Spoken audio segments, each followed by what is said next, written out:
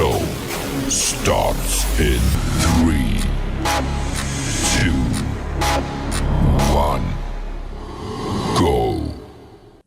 Good morning, CaneSport. It's July 21st, 2021. I'm Gary Ferman, the publisher of CaneSport.com, joined once again by our managing editor, Matt Shodell, as we discuss the news of the day. And today's a big day. To me, it's the official start of the 2021 season, really, Matt, because Manny Diaz and a couple guys are up in Charlotte for ACC Media Day. We'll have coverage all day from all angles. We'll have the entire thing covered for you.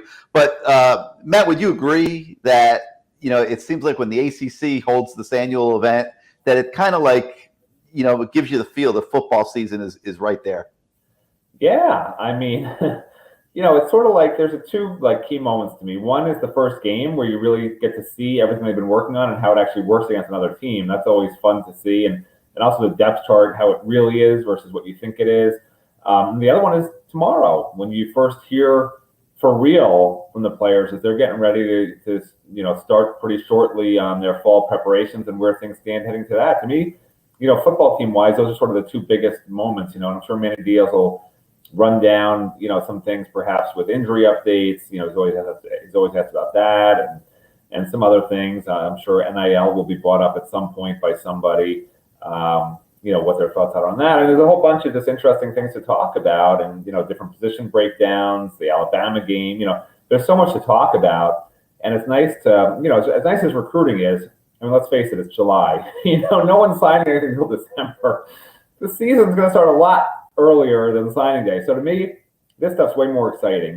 This is the actual team. These are the recruits from the last 5 years that get to be ready and try and beat the top team in the country that a lot of people are predicting, to win the national championship. So, it's even more exciting when you have a first game like that and you get to hear how they're going to be preparing. I mean, I'm very excited about today and hearing all these things that, Mike Harley and Bubba Bolden and Manny Diaz and Derek King are going to be talking about. Well, you mentioned NIL. It's like, the hot button in college football. And, yesterday on this show, we talked a little bit about Dan Mullen discussing it in his session at SEC Media Day and wondering whether Miami's NIL deal with Dan Lambert, an American top team, was legal. Okay. So Nick Saban walks in and, did his thing yesterday. And he decides that he's going to one-up everybody. And he just makes this declaration that his quarterback, Bryce Young, is approaching $1 million in endorsements. Now, I call BS on that. I'm not buying what Nick Saban is selling. Talk about legal and illegal. There is no chance that Bryce Young, who has not played a down as a starter for Alabama, is commanding $1 million in endorsements legitimately. I can't even imagine that was true. I think Nick just was sort of trolling everybody at SEC Media Day and messing around with everybody. But I'm sure some people hear me saying that and are wondering, well, what's Derek King doing? And the latest I've heard on that is he's approaching potentially 40, 50 grand, somewhere in that ballpark, and will probably land somewhere in there this year, maybe even a few more $1,000. And I think that's amazing for Derek. I think that with name, image, likeness being in its first year, that it has created some opportunities for him as Miami's most high-profile player. But $1 million? No. I mean, come on. That, that's kind of ridiculous. So it's going to be interesting to see. I mean, I've seen a lot. He did get a lot of reaction. I mean, there was reaction everywhere for what Saban said about that. I mean, not to interrupt, but you don't think Tua would have made $1 million in endorsements, right?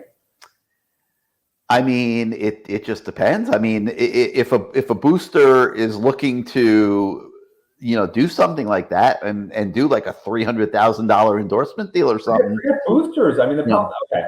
So he's not worth it to a normal business. No, I'm not saying Saban's right, but Tua could have signed a deal with Nike, as a sophomore, junior, whatever. That's what I'm trying to say. These can be national deals at a program like that. It's not boosters anymore. You're talking about at a program like Alabama, and that's something Miami has to counter.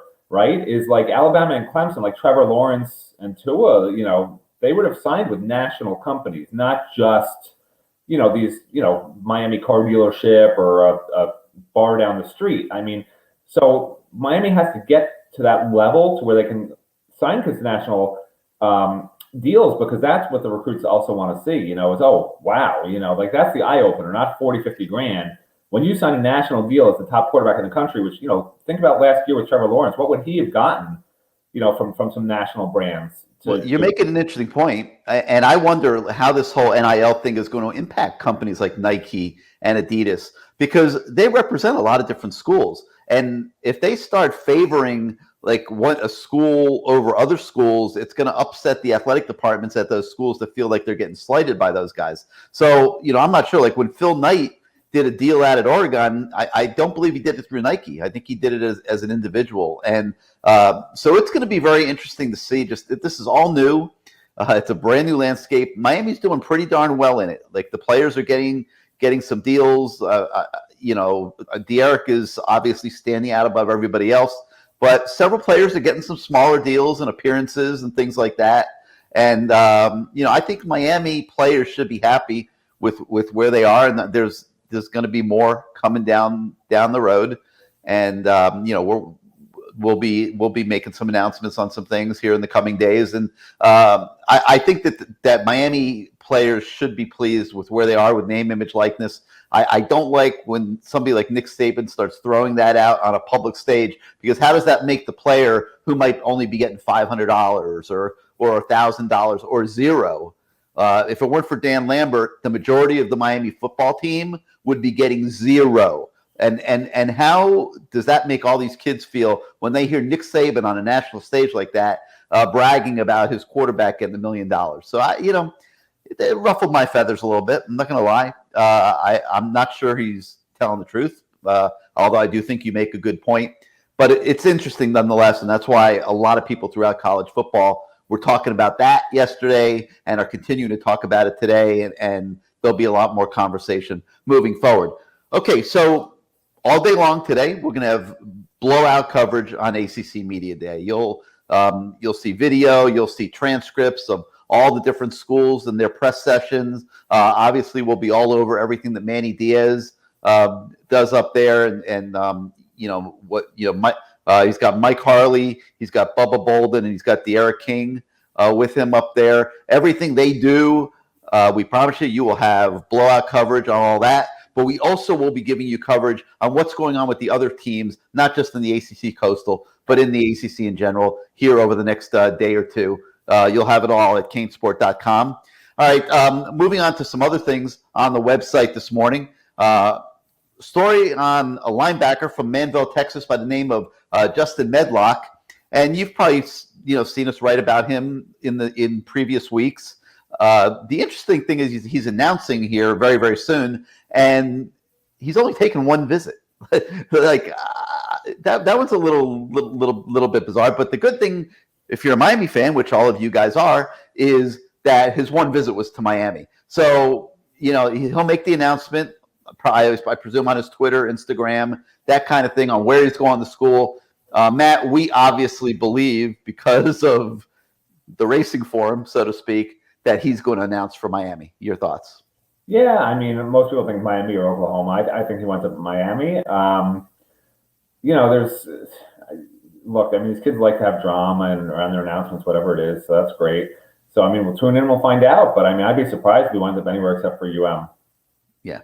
All right. So you've got that on the website this morning. Now, yesterday, we brought you the offensive recruiting board. Today, we're bringing you the defensive recruiting board. A little bit more activity, Matt, on defense than offense. And I think everyone's going to enjoy getting updates on all those kids and just seeing where Miami stands in recruiting on the defensive side of the ball, which really has been the T-Rob DVD show, as we've talked about in recent weeks. Yeah. I mean, T-Rob is recruiting almost every defensive prospect we talk to. They're hearing from T-Rob. I mean, he's all over the place. So, what's interesting is they just have a long way to go in getting defensive commitments in this class. A lot of time left, and it's going to be really interesting over the next few months to see, which of these guys actually winds up in Miami. All right, so you got the recruiting board on defense. We've also got the start of one series and the continuation of another this morning. We'll start with the State of the U series. Today we talk about the offensive line depth chart. And Matt, depth, I think, is a delicate term on the offensive line. There's a lot of bodies. There's no doubt about it. They do have a lot of bodies at that position. I think the jury's out on the number of quality bodies and how deep they're going to be able to go. But you got to like to see competition at a couple spots. Right tackle, certainly one of the high-profile ones. Left guard, also with Jalen Rivers, Ja'Kai Clark. We'll see if anybody else can jump in there in fall camp. So you got to like to have competition at those couple spots. But everywhere else, it's pretty clear-cut. And I'm not sure that there's quality depth across the board. In your opinion, will the Miami offensive line be better this year than last year? And is there enough depth? And we'll see how Ja'Kai's doing off his injury this fall camp. But correct. But yeah, I think the offensive line's in good position. I mean, the offensive line, you got to remember, was so bad. What was it, 2 years ago they were 51 sacks? I mean, it feels like it was so long ago. Last year I thought it was better. De'Ara King, was able to hide some of the warts from the group. The run blocking wasn't great. The pass protection, to me, it wasn't awful. But, you look at the Pitt game, I thought the O-line did okay, considering how good that Pitt defensive front was. They just were a little inconsistent. They showed up sometimes. They didn't show up other times. One guy had a problem here. I think it was in the bowl game. They had maybe 5 or 6, just dumb penalties on the offensive line. I think 3 of them, but maybe by Ja'Kai, actually. I don't have it in front of me, but that's what I remember. So they got to get rid of the penalties. They have to be more consistent and more dominant as a run blocking group. I think if Navon Donaldson is back to where, we've seen him, in the past, and he should be pretty hungry to get after it, considering this is his money year. I think that can really reshape things, because they were stretched a little bit thin last year, because Navon wasn't available. DJ Scaife was playing guard. Now he's, a tackle where, I think he's going to be better at right tackle. I think Zion Nelson, everyone seems to think, could be a first rounder in the NFL left tackle. I'm not sure that's true, but you know what? I mean, he's made some big strides since that awful freshman year. And, maybe he will be a first rounder. So if Navon comes through, I mean, the point is there's signs that it can be really good, right? Corey Gaynor's not going to wow anybody with his physical ability, but he's a smart guy. He's got a lot of starts under his belt now, and he's fine. He's not great, but he's fine. And Jalen Rivers, could be the missing link in terms of guy we haven't really seen who could really emerge and be a player. And if that happens, then the pieces fall into place. And this is one of the best lines in the ACC. If Navon Donaldson is still slow because he hasn't lost the weight and gained the strength back and his injured leg, if Jalen Rivers doesn't pan out, if TJ Scaife struggles at tackle, which he did a couple of years ago, it's so hard to tell right now what's going to happen. And we'll find out against Alabama because we'll get a good test right off the bat. There are reasons I'm optimistic, and there are reasons I'm not so optimistic. Like most people either pick one or the other. They say, oh, the line's going to be great, or they say, oh, the line's going to be awful. I see both, There's no way to predict. Like, we don't know. And even when you watch them in fall camp, and we watched the offensive line go, in fall camp for years and years and years, and I can tell you from experience, you can't tell watching the offensive line. They don't want a lot of contact. I mean, they do the scrimmages in the fall, but they don't do a lot where they're going to expose the offensive lineman and defensive lineman to injuries and stuff like that with real major reps. They do 1s versus 2s. You don't really see the 1s versus the 1s in high quality competition in these scrimmages. They don't do them a lot of reps. They don't want to wear them out. So you don't know until you get into that first game what you really have on the offensive line. And it's going to be really interesting because I think that's the key to the season right there. If the offensive line doesn't hold up, this is maybe a 4 or 5 loss team. The offensive line's really good. We got a chance to maybe lose only 1 or 2 games, So, yeah, I agree. Yeah, and one thing that we could point out is one of the big deficiencies on this team last year was short yardage run blocking. And, I think Rhett Lashley could have done some things to help those guys a little bit. I thought, that was one area in his own performance over the course of the year where maybe he could have done a little bit better. Those, 3rd and 1s, 4th and 1s, those type of plays when Miami was not very good. But that's going to be a key to this season too. And if these guys can deliver and get some push at the line of scrimmage, and they're making those conversions instead of missing on them this year, that can make a huge difference. And I agree with you. I think offensive line play is going to once again be a big barometer for how good this Hurricane team is. All right, so we've got that continuation of our State of the U series. Hope everyone's been enjoying that. If you've missed any segments of that, we link to each one every day at the top of each individual story, so you can go back and catch up. If you want to really have a feel for the positives and the negatives of the current state of the Miami football program, that's a great way to get it. Because we bring it to you real. We don't sugarcoat. We don't try to make it better than what it is. We don't try to make it worse than what it is. We present it to you as it is, and it's a great way for you to get a feel for your football team as they get ready to go into fall camp.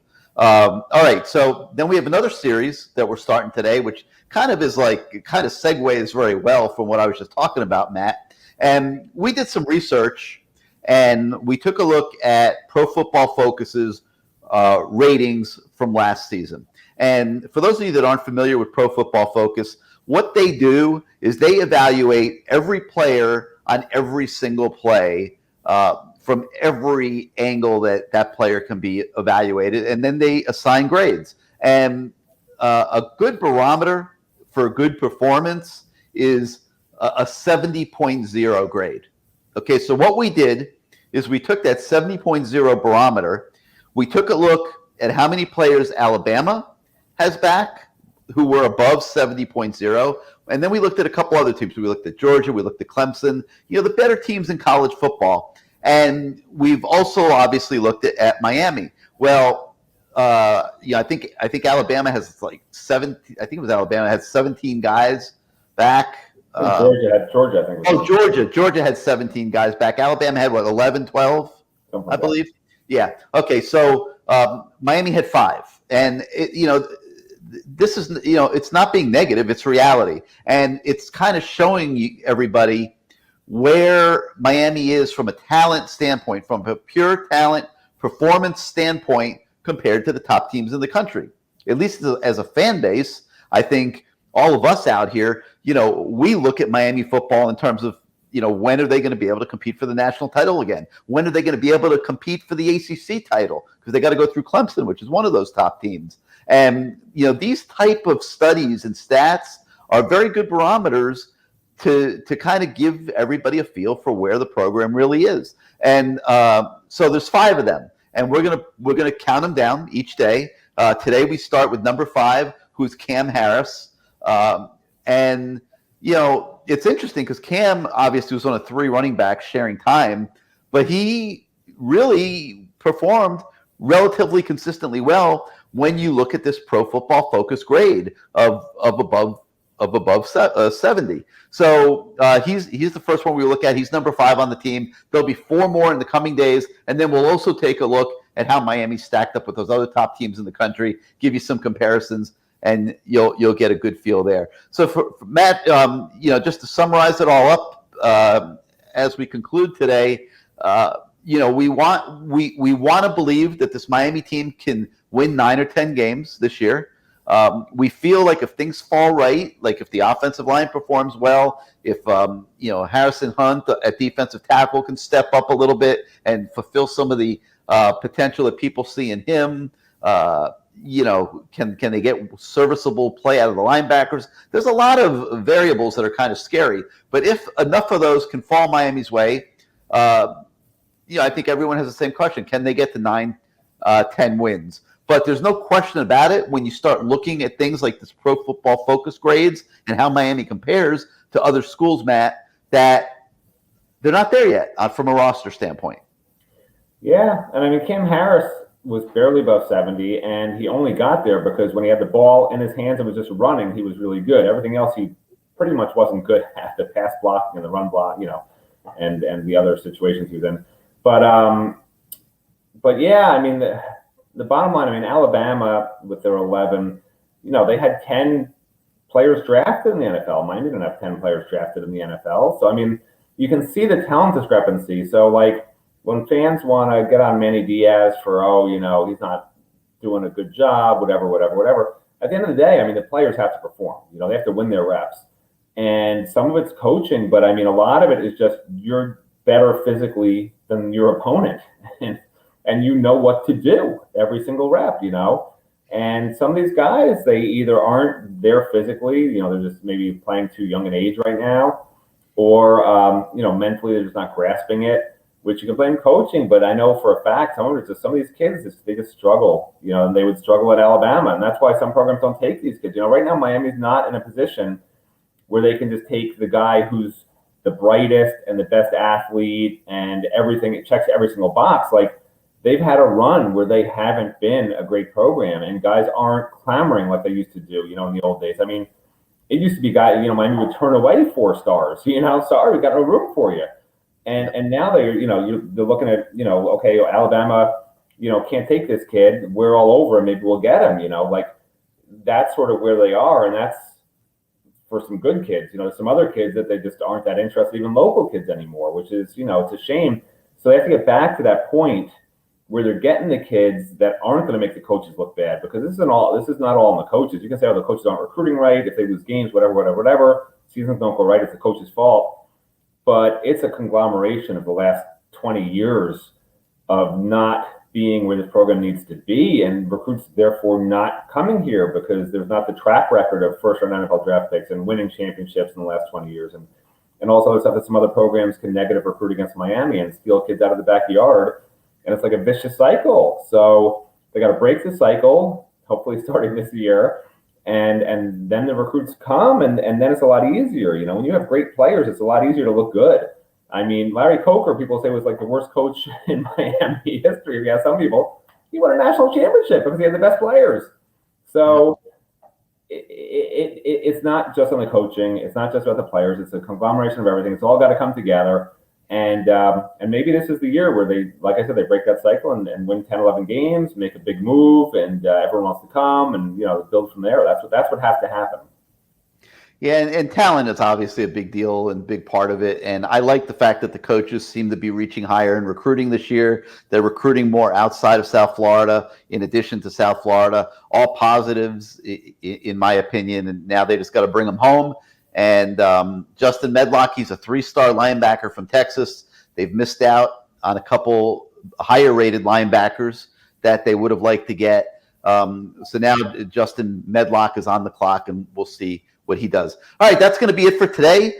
Stay tuned to CaneSport.com all day today, like we said, for coverage of ACC Media Day. We'll see what Manny Diaz has to say up there, see if he drops any bombshells at the podium.